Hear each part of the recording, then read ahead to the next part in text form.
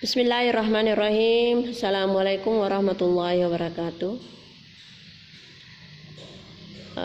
Pada kesempatan yang berharga ini kita kembali melanjutkan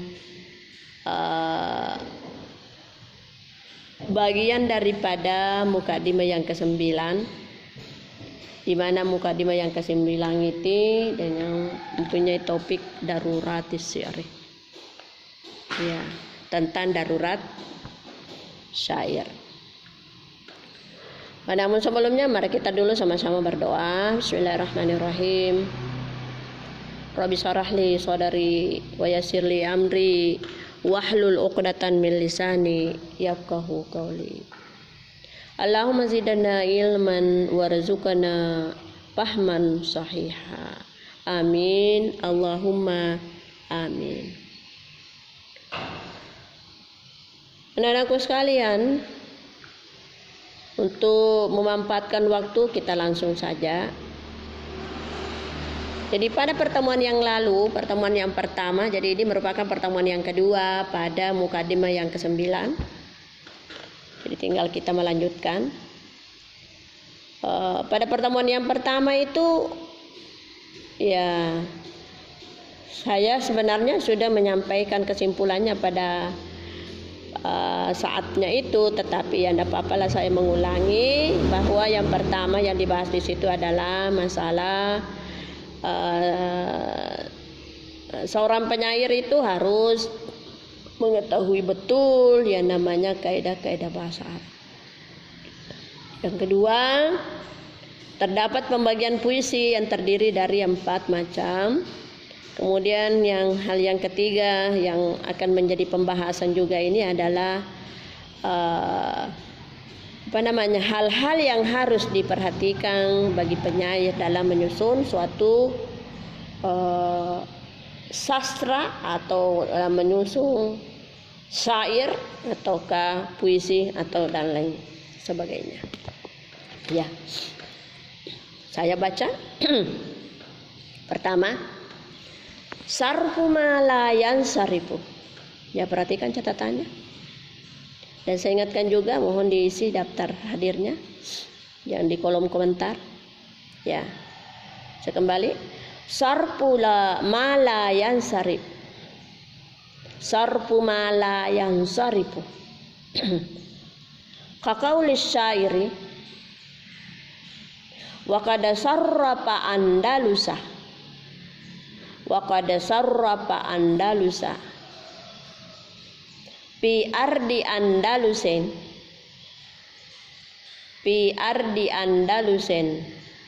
tultazzu na'ma'u wa la yufariqu fihal qalba sarra wa la yufariqu fihal qalba sarra.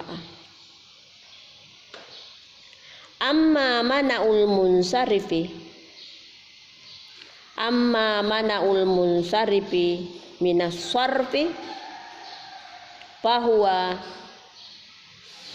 ghairu ma'nusin kaqauli maqri al-wahsu fi zuhriyatihi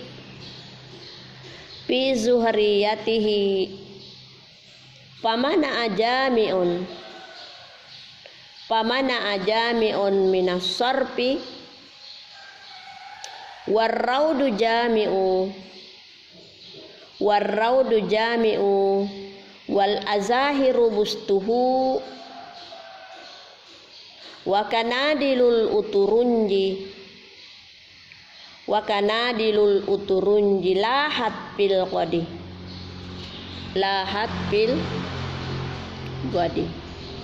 Sanian qasrul mamdudi wa maddul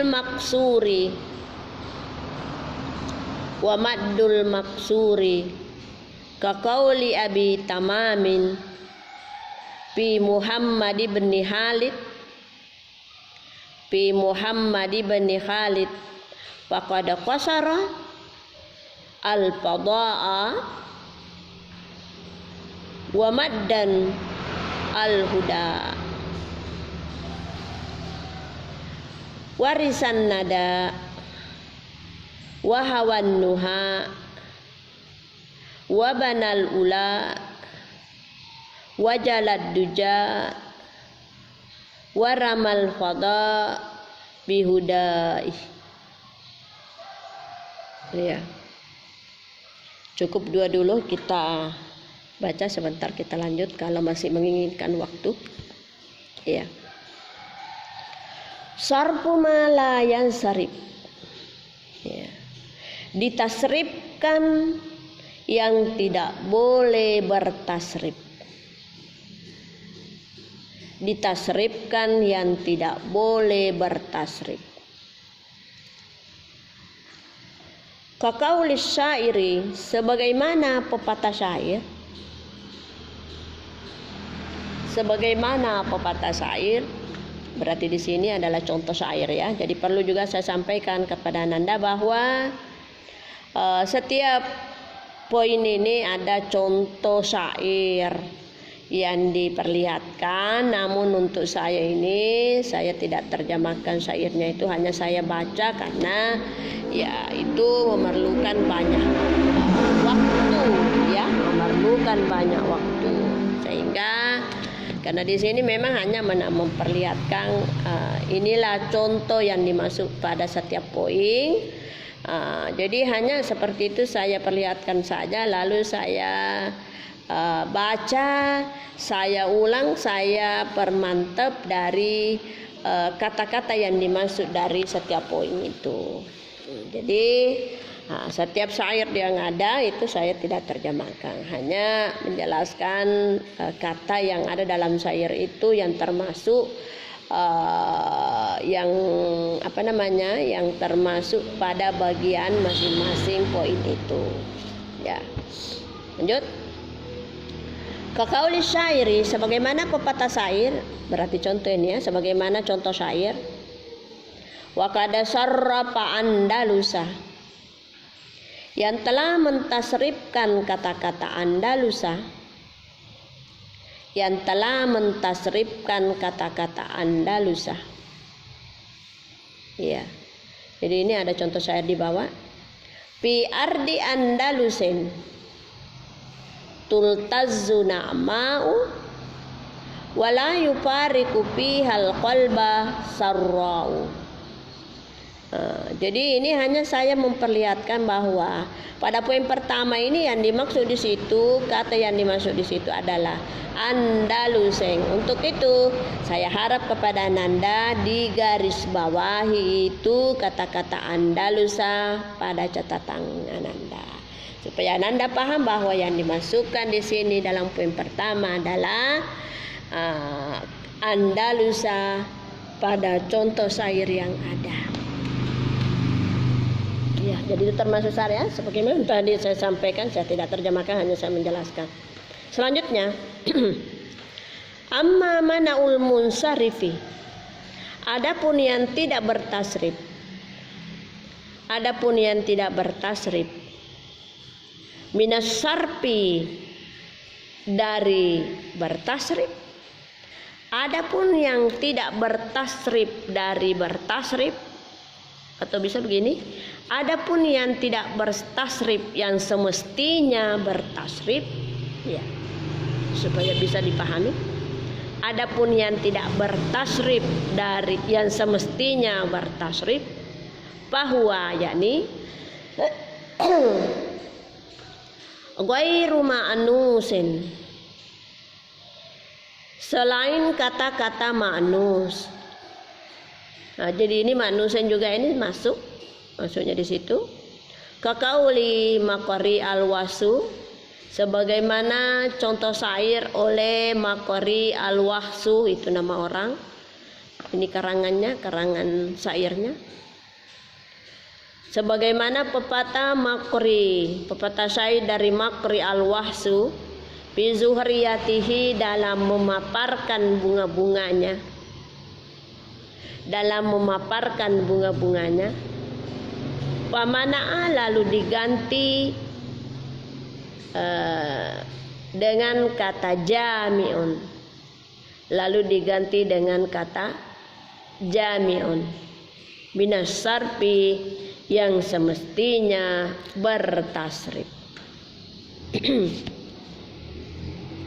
Ya, contoh syairnya, warraudu jami'u wal azahiru bustuhu wa kanadilul uturunji lahat fil badi. Jadi di garis bawahi kata jami'u itu ya. Jadi itu yang menjadi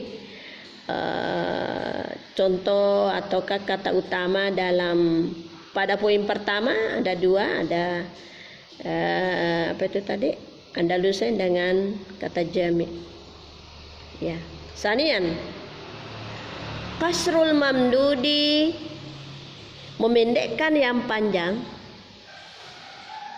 memendekkan yang panjang, wa maddul makasuri, dan memanjangkan yang pendek, dan memanjangkan yang pendek. Ya, saya ulangi, kasrul mamdudi wa maddul makasuri, memendekkan yang panjang dan memanjangkan yang pendek. Kaqauli Abi Tamam, sebagaimana pepatah syair oleh Abi Tamam fi Muhammad bin Khalid, ini nama orang. Sebagaimana pepatah syair oleh Abi Tamam bin fi Muhammad bin Khalid, oleh Muhammad bin Khalid. Faqad qasara, yang telah memendekkan, yang telah memendekkan al-fadaa, kata-kata al-fadaa, al-fadaa, wa maddal huda, dan memanjangkan kata-kata al-huda, dan memanjangkan kata al-huda. Ya, ada contoh syair, warisan nada wa hawan nuha wa banal ula wa jalad duja warama al-fada bihudai. Jadi tolong digaris bawahi al-fada kemudian bihudai. Ya, itu yang menjadi inti pada poin yang kedua. Selanjutnya anak-anakku sekalian, kita akan melihat penjelasan. Ya, jadi inilah hal yang betul-betul harus diperhatikan oleh seorang penyair atau sastrawan. Di mana yang pertama adalah sarfu mala yang sarif. Ya, kita perhatikan kata-kata itu, ya, mentasrif yang tidak bertasrif. Jadi ini perlu diperhatikan. Ya, menurut penjelasan bahwa pada poin pertama ini, ya, kalau memang kata-kata itu tidak masuk kategori bertasrif atau tidak boleh ditasrif atau dirubah. Jadi ingat, tasrif itu berarti dirubah ya. Kalau memang tidak boleh dirubah, ya jangan kita rubah. Ya, tetap kita pakai aslinya. Jadi ini saraf pamala yang sarif, mentasrifkan yang tidak boleh bertasrif. Ya. Jadi ada contoh kata yang saya angkat tadi pada saat saya baca, yakni kata Andalusa. Ya, kata Andalusa ini dia tasrif itu padahal semestinya itu tidak boleh masuk dia kategori tidak boleh bertasrif, tidak boleh dirubah-rubah. Bagaimana perubahannya? Itu barisnya Andalusen. Ya, semestinya di situ berbunyi Andalusa. Kenapa? Karena dia masuk bagian daripada yang apa namanya, yang tidak boleh berubah atau tidak boleh bertasrif. Ya. Jadi dia perlihatkan bahwa semestinya yang seperti ini tidak boleh terjadi. Ya. Karena semestinya ini tidak boleh bertasrif, tetapi dia tasrif artinya dia roba. Dia masukkan dalam syair lalu dia roba. Ya. Bagaimana posisi daripada syair yang dibuat kalau seperti itu? Ya, tetap jadi syair, tetapi mungkin kalau dari segi nilai atau tingkatan syair itu ya mungkin dia masuk pada level ada darurat ya, karena merubah yang semestinya tidak boleh berubah. Ya. Selanjutnya diperlihatkan lagi ya. Amma mana al-munsharfi minasyarfi. Ini memperlihatkan lagi tidak boleh bertasrif yang semestinya bertasrif, tidak ditasrif yang semestinya bertasrif. Iya. Nah, ini semestinya tidak boleh, tetapi ya dia tasrif. Iya. Ini kata-kata manusen. Nah, ini dia pakai malah dia ganti sebagai dengan kata-kata jami. Ini dia ganti karena dia ingin memaparkan bunga-bunganya dalam suatu syair. Akhirnya dia rubah dari kata manusia itu diganti menjadi kata jami'un. Ya, ini semua ada dua contoh yang diperlihatkan di sini bahwa intinya pada bagian pertama ini kalau memang kata-kata itu dapat dirubah, silakan dirubah. Ya, silakan dirubah. Tetapi kalau semestinya kata-kata itu tidak boleh bertasrif, tidak boleh berubah, ya jangan kita hindari itu yang perubahan, supaya puisi yang kita bikin, syair yang kita bikin, kerangan-kerangan yang kita bikin dapat menjadi nilai plus dalam status karangan itu. Ya, itu merupakan penjelasan bagian pertama. Yang kedua adalah kasrul mamdudi wa maddul maqsuri. Ya. Memendekkan yang panjang. Jadi ada memang kata-kata itu kalau kita baca sesuai dengan tata bahasa, tata baca Al-Qur'an misalnya, itu ada memang ada yang panjang, ada yang pendek. Nah, ini. Ya. Nah, ini keterangannya nomor 2 menyebutkan bahwa memendekkan yang panjang.